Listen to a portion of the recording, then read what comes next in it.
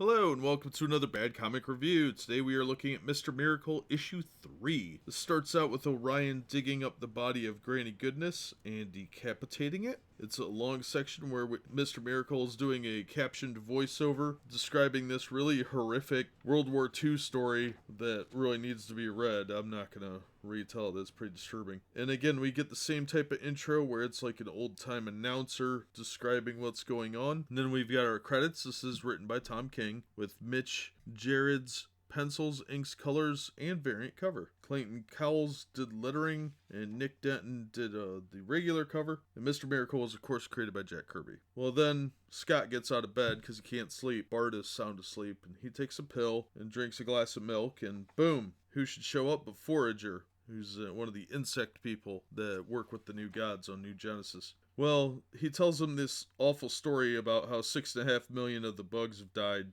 and now that Orion's talking about invading Apocalypse, he expects that number to triple. So they sent their queen to have words with Orion because Orion is sending the bugs in first and they're getting slaughtered. He doesn't think that's fair because the New Gods are basically using them as cannon fodder. And so they sent the queen in. He had her executed for treason. So Orion murdered the queen of these people because she disagreed with him and questioned his judgment. And they say that the bugs will follow Scott because they trust him. He treats the bugs more like actual beings. He has respect for other life forms where Orion doesn't.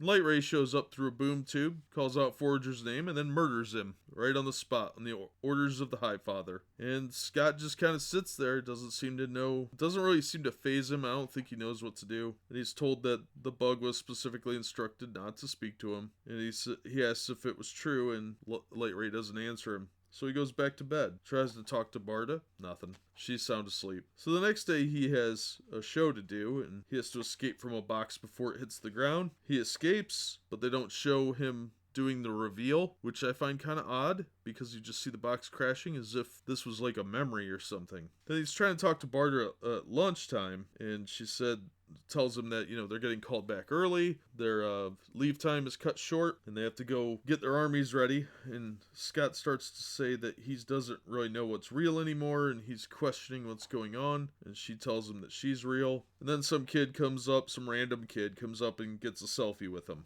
I'm so sick of seeing selfies in comics, I really am. It's so dumb, and everybody makes the same stupid faces in these. It's ridiculous. Anyway, then we got Funky Flashman announcing Mr. Miracle at the High Father's chambers, and Orion is standing there staring out the window, and Scott goes in to talk to him and tries to explain what's happening, but he's not doing it really well. Starts talking about the anti-life equation, and Orion seems to just be the usual jerk that he is, and says, "Have you seen the face of God?" Which is what Metron said to him last issue. Well, then Orion proceeds to beat the crap out of him and say that he has seen the face of God. And then he takes his helmet off and says that he is the face of God. He says, "This is the face of God." Then the visuals start to get all blurry, like old-time TV, with different signals getting crossed, and it gets all fuzzy, and it kind of fades out, but it has that same phasing out that you get with the intro, where Orion's face at one point gets very distorted, but you get that same exit, like overly dramatic,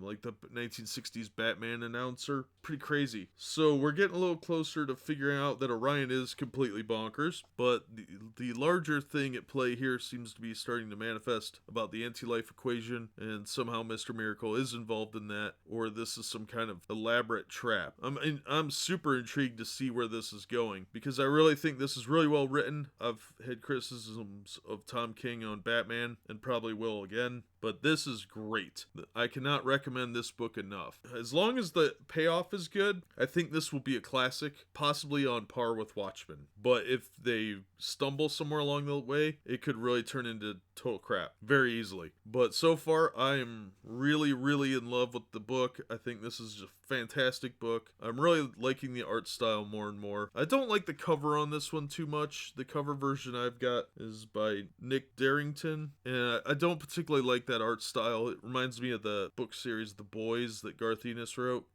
He might have been an artist on there, I'm not sure, but I didn't particularly care for that style. And this reminds me of that type of art, and I didn't particularly care for it. Orion's helmet looks pretty cool, but I don't know. it just didn't work for me. Otherwise, go get this book, get caught up. It's great. I'm going to go pick up issues 4, 5, and 6 probably this weekend, and I'm looking forward to reading them and doing a review on them, obviously. So that'll do it for this one. As always, thank you so much for watching and supporting the channel. Be sure to hit like, share, subscribe. We hope to see you on the next episode.